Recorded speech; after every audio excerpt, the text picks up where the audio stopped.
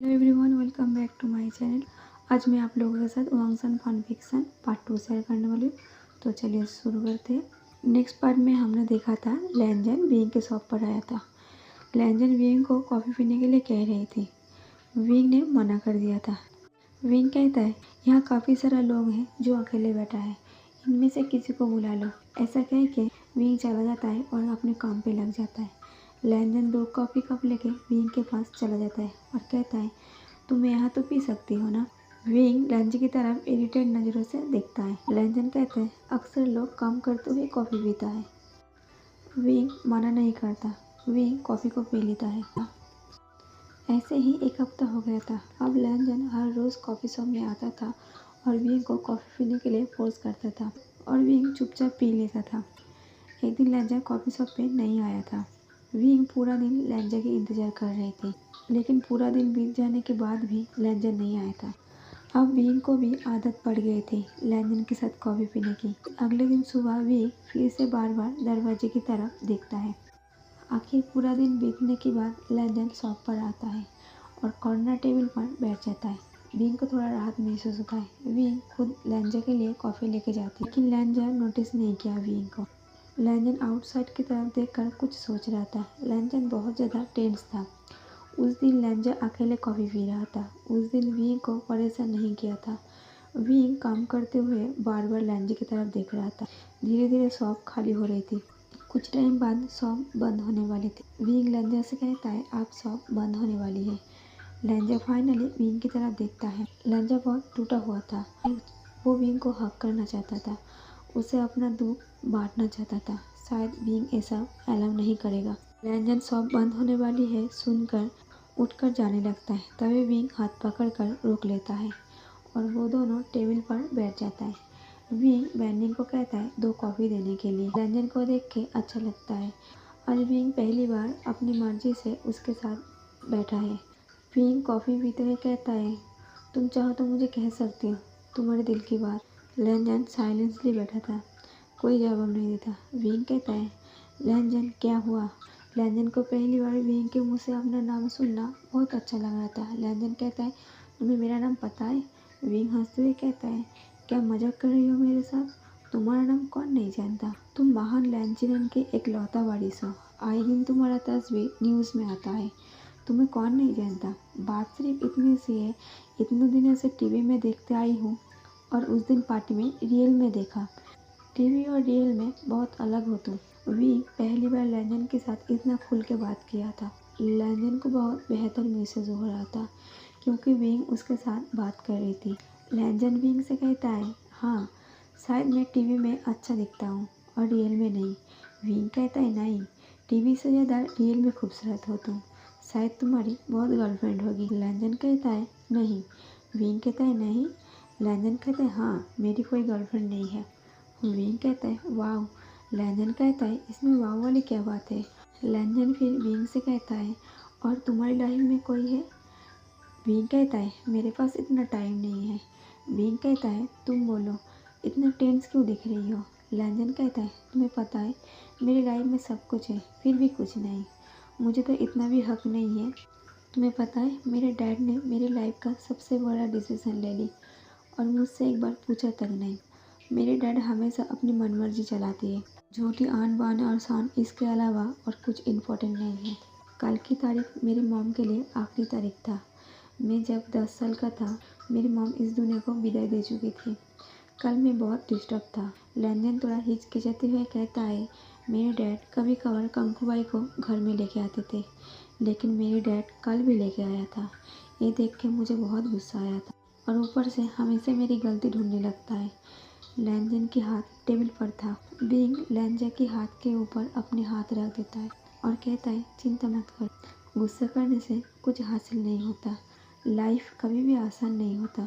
सबकी लाइफ में कुछ ना कुछ प्रॉब्लम होता है। अच्छा होगा हम उस प्रॉब्लम से कुछ सीखें। लैंजन विंग की बात सुनकर अच्छा लगता है। विंग कहता है, चलो हम अपना अपना घर चले जाते हैं। विंग शॉप पर लॉक लगा देता है। विंग स्कूटी पर बैठ जाता है। स्कूटी स्टार्ट करने से पहले लैंजन की तरफ देखता है। लैंजन शॉप के बाहर ऐसे ही खड़ा था। विंग कहता है, तुम घर क्यों नहीं जा रही हो। तुम्हारा बाइक कहाँ है। लैंजन हिचकिचाते हुए कहता है, मेरी बाइक डैड ने ले ली, क्या तुम मुझे एक ही घर छोड़ दोगी? विंग कहता है, मेरी स्कूटी पे?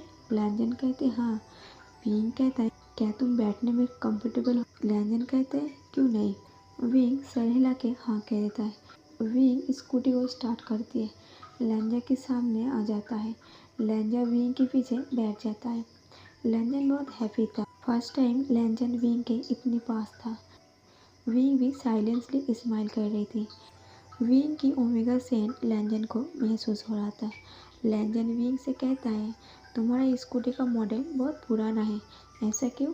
विंग कहता है, ये मेरे डैड की स्कूटी है। लैंजन कहता है, तुम्हारे डैड की? ये स्कूटी मेरी मॉम की फेवरेट थी और इसलिए मैं इस स्कूटी को बहुत अच्छे से संभाल कर रखती हूँ। विंग स्कूटी को साइड में पार्क करता है। एक खाली सड़क था जहाँ एक आइसक्रीम गाड़ी खड़ा था। विंग सड़क के उस पार खड़ा था। विंग लैंजर से कहता है, क्या तुम्हें सड़क के उस पार जो आइसक्रीम गाड़ी खड़ा है वो तुम्हें दिखाई दे रही है? लैंजर देखता है और कहता है, हाँ, उस अंकल की काफ़ी उम्र हो चुकी है, ग्रैंडपा की उम्र की है।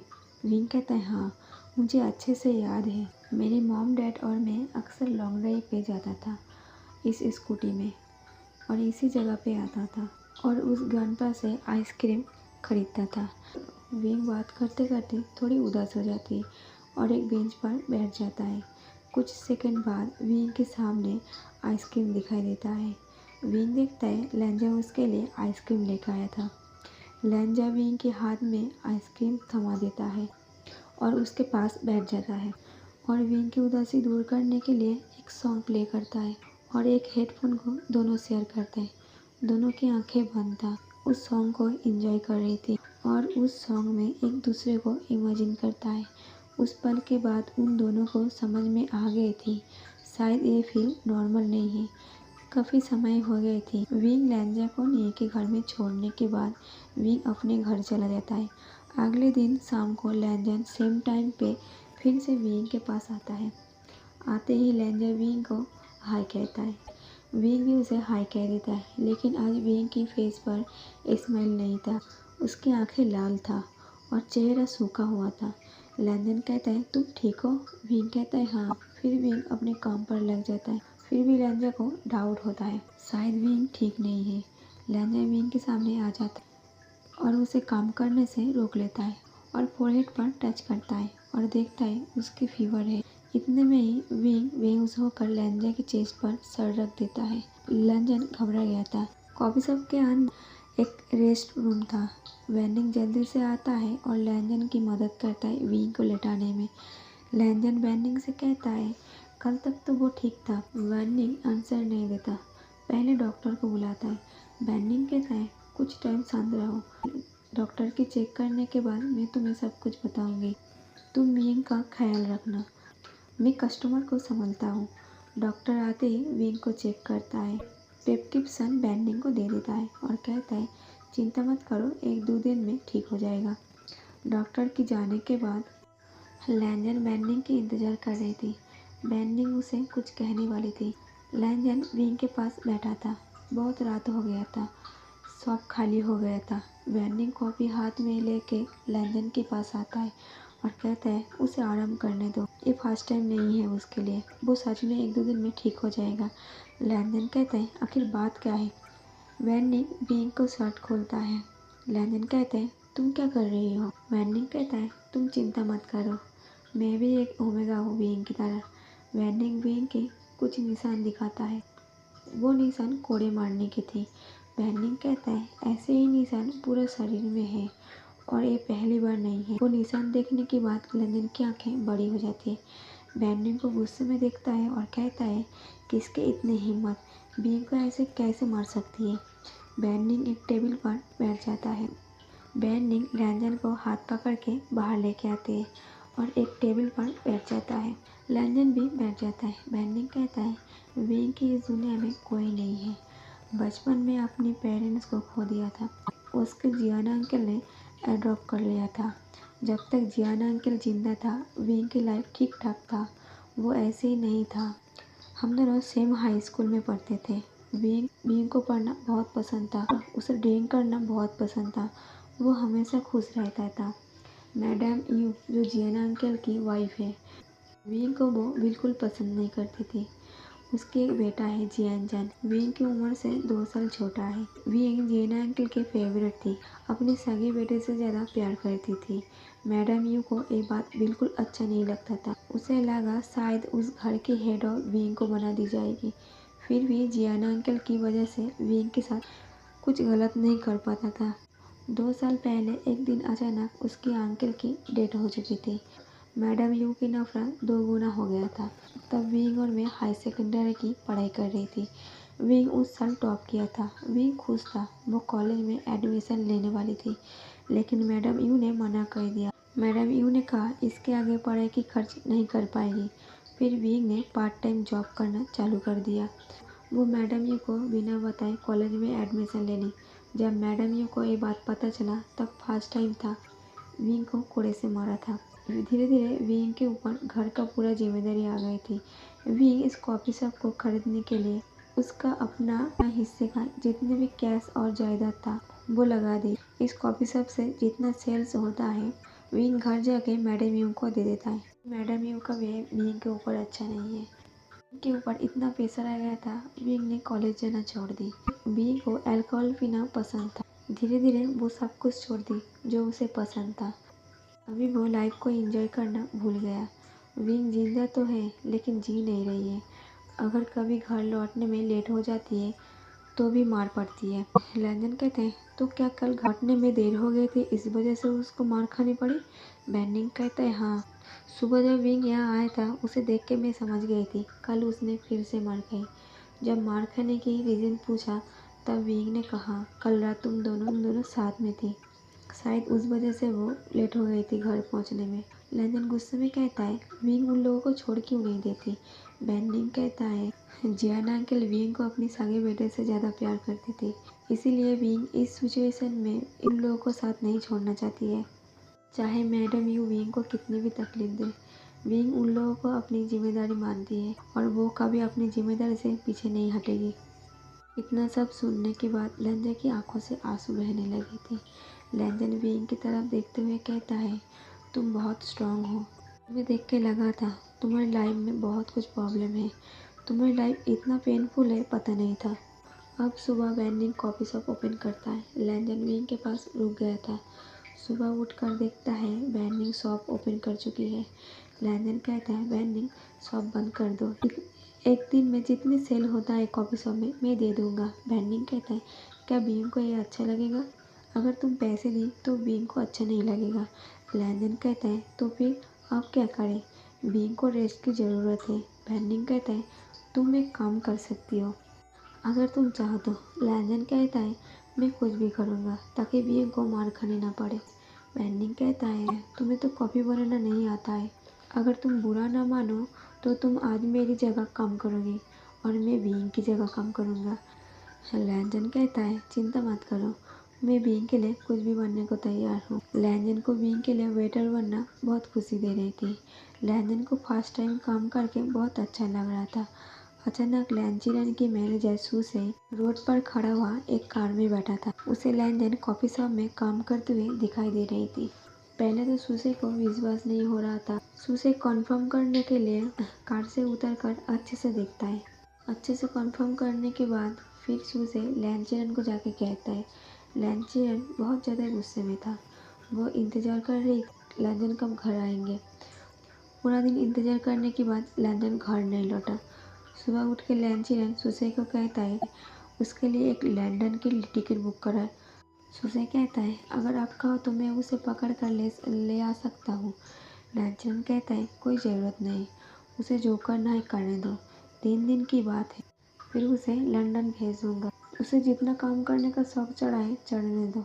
इधर लैंजन बेडरूम से बाहर नींद में चलते हुए आता है।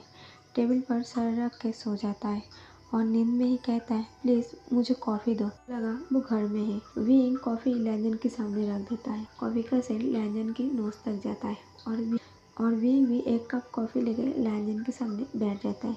लैंजन आंखें बंद करके कॉफ़ी को मुंह में ले लेता है और धीरे से आँख खोलता है और देखता है विंग उसके सामने बैठा है।